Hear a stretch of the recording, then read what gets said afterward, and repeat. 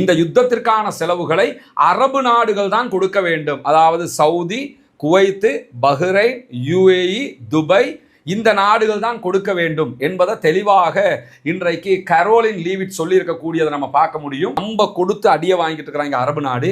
இப்போ அடியை வாங்கினது மட்டும் ஆல்ரெடி தங்களுடைய நாடு பெரும் அழிவை சந்திச்சிருக்கிறது. அது மட்டும் இல்லாமல் அந்த அழிவுக்கு செலவழிக்கணும், பிளஸ் இந்த யுத்தத்தில் அடியை வாங்கிட்டு அதுக்கும் சேர்த்து செலவழிங்கன்னு சொல்லி அமெரிக்கா சொல்ல போகுதுங்கிறது தெளிவாக தெரிகிறது.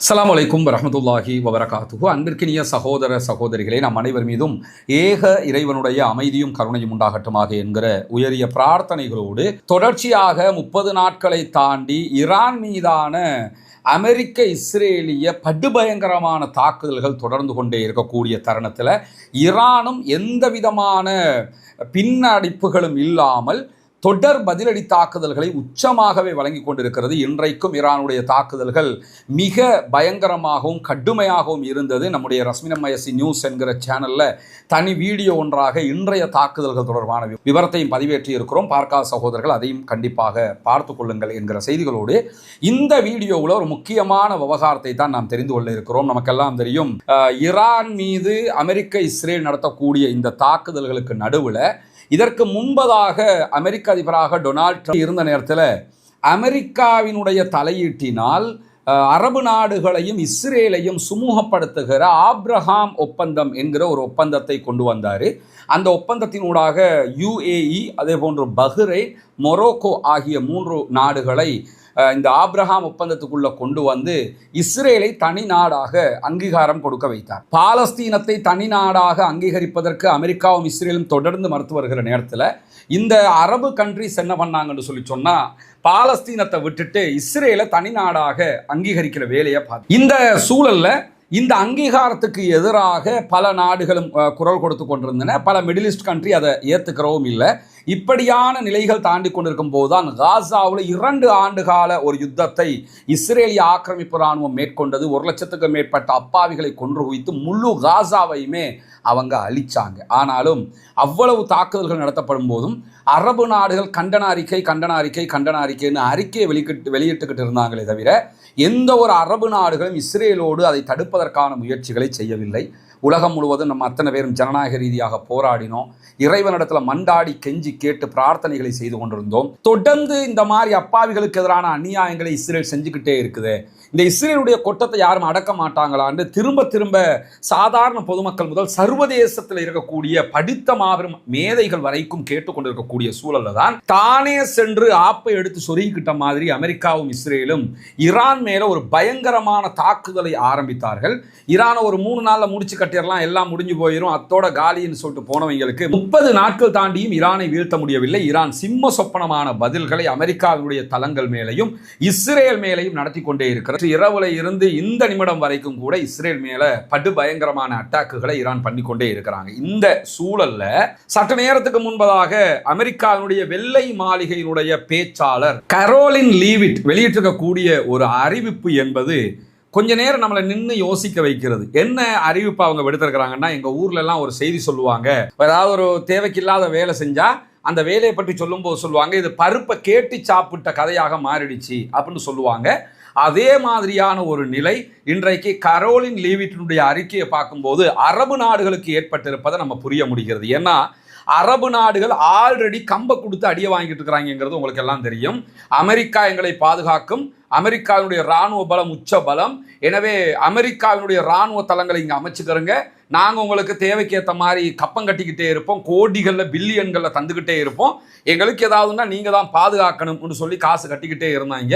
அமெரிக்காவினுடைய பாதுகாப்புடைய லட்சணம் இன்னைக்கு இல்லை. கத்தர் மேல இஸ்ரேல் தாக்குதல் நடத்தியது பாலஸ்தீன விடுதலை அமைப்பினரை இலக்கு வைத்து. அப்பொழுதே கத்தர் உணர்ந்திருக்க வேண்டும் அமெரிக்காவினுடைய பாதுகாப்பு லட்சணம் இவ்வளவுதான் என்று சொல்லி. ஆனா அப்பவும் உணராம மீண்டும் கத்தரும் சேர்ந்து அமெரிக்காவுக்கு கப்பம் கட்டி கொண்டே இருந்தாங்க. இந்த நிலையில தான் அமெரிக்காவினுடைய இராணுவ தளங்கள், அமெரிக்காவினுடைய ரேடார் தளங்கள், அமெரிக்காவினுடைய கடற்படை தளங்கள்னு Kuwait, Bahrain, UAE, Saudi Arabia, இருக்கிற எல்லா மிடில் ஈஸ்ட் மத்திய கிழக்கில் கல்ஃபில் இருக்கக்கூடிய எல்லா கண்ட்ரி மேலையும் தாக்குதல்களை நடத்துகிறது ஈரான். அதை தாண்டி டியாகோ கார்ஷியா மேலே அவங்க அட்டாக் பண்ணியிருக்கிறாங்க. இப்படி 4000 கிலோமீட்டர் வரைக்கும் சென்று தாக்குகிற அளவுக்கு அவர்களுடைய தாக்குதல் வியூகங்கள் உச்சம் தொட்டு கொண்டிருப்பது உங்களுக்கு எல்லாம் தெரியும். இந்த மாதிரியான காரியத்தை நம்ம எப்படி பார்க்க முடியும்? கம்பை கொடுத்து அடி வாங்கின கதை தானே. இவன் பாதுகாப்பான்னு வச்சிருந்தாங்க, இப்ப அவனுக்கு அவனையே பாதுகாக்க முடியல. அதை தாண்டி அரபு நாடுகளையும் பாதுகாக்க முடியாத ஒரு நிலைக்கு தள்ளப்பட்டிருக்கும் போது இப்ப அமெரிக்காவாலேயே அரபு நாட்டை பாதுகாக்க முடியல. ஆல்ரெடி ரஷ்யாட்ட இருந்து எவன் அடி வாங்கிட்டு இருக்கிறான், அந்த உக்ரைனோட போய் என்ன பண்ணிருக்கிறாங்கன்னு கேட்டா ஒரு ஒப்பந்தம் போட்டிருக்காங்க, எங்களை நீங்க பாதுகாத்துக்கிறீங்க. மொத்தத்துல நீ உன்னை பாதுகாக்கிறதுக்கு ரெடி இல்லை, அவனை பாதுகாக்கணுமே, நம்ம ராணுவ பலத்தை கூட்டிக்கிருவோமே, நம்ம கண்டுபிடிப்புகளை அதிகப்படுத்துவோமே, அதுக்கு நிதி ஒதுக்குவோமே, அதுக்கெல்லாம் தயார் இல்லை. எவனாவது எங்களை பாதுகாத்துக்கிறங்க, நாங்கள் காசு வந்துக்கிறோங்கிற மாதிரியே இருக்கிறாங்க. இந்த சூழல்ல தான் இந்த கரோலின் லீவிட் வெள்ளை மாளிகையினுடைய பேச்சாளர் பத்திரிகையாளர் சந்திப்பை நடத்தும் போது பத்திரிகையாளர்கள் ஒரு கேள்வி கேட்கிறாங்க. 1996 வளைகுடா யுத்தம் நடைபெற்ற நேரத்தில் அமெரிக்கா அந்த யுத்தத்திற்கான செலவுகளை தங்களுடைய அரபு நாடுகள்கிட்ட இருந்து மற்ற நாடுகள்கிட்ட இருந்து வசூலிச்சாங்க. அது மாதிரி ஏதாவது பண்றதுக்கான வாய்ப்பு இருக்கிறதா, தேவை இருக்கிறதா, அப்படி பண்ணுவீங்களா என்று கேட்கும்போது கரோலின் லீவிட் தெளிவாக சொன்ன பதில் என்னன்னு கேட்டா, ஆல்ரெடி இந்த யோசனை அமெரிக்க அதிபர் டொனால்ட் ட்ரம்ப் இடத்துல இருக்குது, நான் அதை சொல்லிட முடியாது, அவரே உங்களுக்கு நிறைய சொல்ல இருக்கிறாரு, பாத்துக்கிறங்க. இந்த யுத்தத்திற்கான செலவுகளை அரபு நாடுகள் தான் கொடுக்க வேண்டும். அதாவது Saudi, Kuwait, Bahrain, UAE, Dubai, இந்த நாடுகள் தான் கொடுக்க வேண்டும் என்பதை தெளிவாக கரோலின் லீவிட் வெள்ளை மாளிகையினுடைய பேச்சாளர் சொல்லியிருப்பதை நம்ம பார்க்க முடியும். குறிப்பாக 1990களில் வளைகுடா யுத்தம் ஆரம்பிக்கப்பட்டது. இந்த யுத்தத்தில் நேரடியாகவே அமெரிக்காவும் சப்போர்ட்டுக்கு வந்திருந்தாங்க. குறிப்பாக இந்த 90க்கு பிறகு வந்த அந்த காலகட்டத்தில் தான் சதாம் ஹுசைன் குவைத்தை கைப்பற்றுகிற வேலை எல்லாத்தையும் பண்றாரு. இந்த நேரத்தில் இந்த யுத்தத்தில் நேரடியாக தலையிட்டு அரபு நாடுகளுக்கு சப்போர்ட்டிவாக வாஷிங்டன் வந்ததுக்காக என்ன பண்ணாங்கன்னு சொல்லி சொன்னா, இதனுடைய செலவுகளை எல்லாத்தையுமே அன்றைய காலகட்டத்தில் சில நாடுகள்கிட்ட இருந்து வசூலிச்சாங்க. குறிப்பாக ஜெர்மன்கிட்ட இருந்து எடுத்தாங்க கொஞ்சம் செலவு, ஜப்பான்கிட்ட இருந்து கொஞ்சம் காசு எடுத்தாங்க. மற்ற எல்லா காசுகளையும் சவுதி, குவைத்து, பஹ்ரைன், துபாய் என்கிற அரபு கண்ட்ரிகிட்ட இருந்து எடுத்தாங்க. 54 பில்லியன் அமெரிக்க டாலர்கள் அன்றைய காலகட்டத்தில் அரபு நாடுகள்கிட்ட இருந்து வசூல் பண்ணிக்கிட்டாரு அமெரிக்க அதிபர் டொனால்ட் ட்ரம்ப். இன்றைய காலகட்டத்தில் 134 பில்லியன் அமெரிக்க டாலர்கள் அதனுடைய பெருமதி. இப்போ உள்ள மதிப்பு 134 பில்லியன் என்று சொல்லப்படுகிறது. இவ்வளவையும் அந்த காலகட்டத்தில் அரபு நாடுகள்கிட்ட இருந்து வசூல் பண்ணியிருக்கிறாங்க. இந்த மாத தொடக்கத்தில் டொனால்ட் ட்ரம்பினுடைய கூட்டாளியும் அதே போன்று ஒரு வலதுசாரியாளராக இருக்கக்கூடிய ஷான் ஹனிட்டி என்கிறவர் சொன்ன ஒரு கருத்தை அல் ஜசீரா சுட்டி காட்டுறாங்க. அவர் என்ன சொல்லியிருந்தாருன்னு கேட்டா, கிட்டத்தட்ட 2000 ஈரானியர்கள் இதுவரைக்கும் கொல்லப்பட்டிருக்காங்க. இதை கொல்றதுக்கு, இந்த அழிவுக்கு முழு செலவையும் ஈரான் தான் தரணும். இது எப்படி இருக்குன்னு யோசிச்சீங்களா? ஒரு நாட்டு மேல படையெடுத்து அந்த நாட்டு மக்களை கொன்னுபிட்டு உங்களை கொன்னமில்ல, அதுக்குரிய செலவை நீங்க தான் தரணும். அமெரிக்கா ஈரானிடம் இருந்து இதற்கான செலவுகளை எண்ணெயாக பெற்றுக்கொள்ள வேண்டும், பெட்ரோலியமாக பெற்றுக்கொள்ள வேண்டும் என்று சொல்லி இந்த ஹனிட்டி சொன்ன கருத்துக்கள் ரொம்ப பாப்புலராக பேசப்பட்டது. ஆனா அதுக்கு முன்னாடியே ஈரான்காரன் ஒரு டாட்டை வச்சு ஒரு ஆப் அடிச்சிருந்தான். என்னன்னு கேட்டா, எங்க மேல அட்டாக் பண்ணி எங்க மேல வந்திருக்கக்கூடிய இந்த அழிவுகளுக்கெல்லாம் அமெரிக்கா எங்களுக்கு நஷ்டஈடு தரணும் அப்படின்னு சொல்லி. அமெரிக்கா அதை கொடுக்குமா கொடுக்காதாங்கிறது ரெண்டாவது. ஆனால் ஆல்ரெடி அமெரிக்கா இந்த மாதிரி நஷ்டஈடுகள் ஈரான் மேல கொடுத்துருக்கிறாங்கிற வரலாறுகளுக்கு நம்ம ஏற்கனவே இந்த மாதிரி வீடியோக்களை தனியாக பேசியிருக்கோம். தேவைன்னா தனியாக கூட அது இன்னொரு வீடியோவாகவும் போடலாம், அது பிரச்சனை இல்லை. ஒரு மேலதிக அறிவாக நாலேஜாக கூட அது இருக்கு. ரமதானுடைய மாதத்தில் நம்ம உங்களிடத்தில் மீண்டும் மீண்டும் வேண்டிக் கொண்டு வந்ததுதான் உங்களுடைய ஜகாத் மற்றும் சதகா நிதிகளை இலங்கையினுடைய கிழக்கு பகுதிகள் பொத்துவில் செய்து வரக்கூடிய இஸ்லாத்தை ஏற்றுக்கொண்ட சகோதர சகோதரிகளுக்கான வீடு கட்டும் கட்டுமான பணிகளுக்கு தந்து உதவுங்கள் என்று சொல்லி. ஏன்னா ஜகாத்தை பெறக்கூடிய தகுதி படைத்த 8 கூட்டத்தாரில் இந்த இஸ்லாத்தை ஏற்றுக்கொண்ட சகோதரர்களும் அடங்குகிறார்கள். அவர்கள் ஏழைகள் என்கிற காரணத்தினால அவர்கள் மிஸ்கீன்கள் அதே போன்று ஃபக்கீர்கள் பட்டியலையும் வருவாங்க. மொத்தத்தில் ஜகாத் பெறக்கூடிய 8 கூட்டத்தில் 3 கூட்டத்தினுடைய நன்மைகள் அவர்களுக்கு கொடுக்கக்கூடிய உதவிகளால் நமக்கு கிடைத்துவிடும் என்கிற செய்திகளை உங்களுக்கு நம்ம தொடர்ந்து சொல்லிக் கொண்டு வந்தோம். அங்குள்ள காட்சிகளையும் நம்ம காட்டியிருந்தோம். ஏற்கனவே 5 வீடுகளை நம்ம கட்டி கையளிச்சிருக்கிறோம். அந்த காட்சிகள் எல்லாம் தொடர்ந்து நீங்கள் பார்த்து வருகிறீர்கள். அதை தாண்டி இன்னும் 9 வீடுகள் கட்ட வேண்டிய தேவை இருக்கிறது. மொத்தம் 14 வீடுகள் என்கிற தகவல்களை உங்களுக்கு நம்ம சொல்லி வந்தோம். அதற்கான உதவிகளை நீங்கள் தொடர்ந்து வழங்கி வருகிறீர்கள். உங்களுடைய ஜக்காத்து தான தர்மங்களை தந்து வருகிறீர்கள். அந்த அடிப்படையில் தற்போது நம்ம 6வது வீட்டை கட்டுகிற பணியை ஆரம்பித்திருக்கிறோம். அதனுடைய காட்சிகளை தான் நீங்க முன்னாடி பார்க்கிறீங்க. நீங்கள் தரக்கூடிய உதவிகளை கொண்டுதான் மக்களுக்கு தேவையான ஏழை எளிய மக்களுக்கு உரிய எல்லா காரியங்களையும் நம்ம பண்ணி வர்றோம். தித்வா புயலுக்கான பணிகளாக இருந்தாலும் சரி, அதற்கு பிறகு வாட்டர் டேங்கை நம்ம ஓப்பன் பண்ணி கொடுத்ததாக இருந்தாலும் சரி, மற்ற எல்லா பணிகளும் நீங்கள் தரக்கூடிய ஜகாத்து தான தர்மங்களை கொண்டு ஏழைகளுக்கு முறையாக செய்யப்பட்டு வருகிறது என்பது உங்களுக்கு தெரியும். அந்த அடிப்படையில் தான் தற்போது அல்ஹம்துலில்லாஹ் 6வது வீடை கட்டுகிற பணியை நம்ம ஆரம்பிச்சிருக்கிறோம்.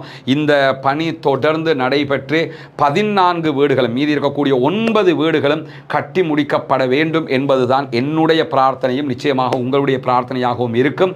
எனவே இந்த பணியை சிறப்பாக முடிப்பதற்காக தொடர்ந்தும் உங்களுடைய உதவிகளை வாரி வழங்குங்கள் என்கிற கோரிக்கை இந்த இடத்திலே முன்வைத்துக் கொள்கிறேன். எனவே ஈரான் அமெரிக்காட்ட இருந்து காசு கேட்டுக்கிட்டு இருக்கிறான், எங்க மேல அழிவு உண்டாக்குறதுக்கு நீ பணம் தரணும், அப்பதான் சமாதானத்துக்கு வருவோம் அப்படிங்கிறாங்க.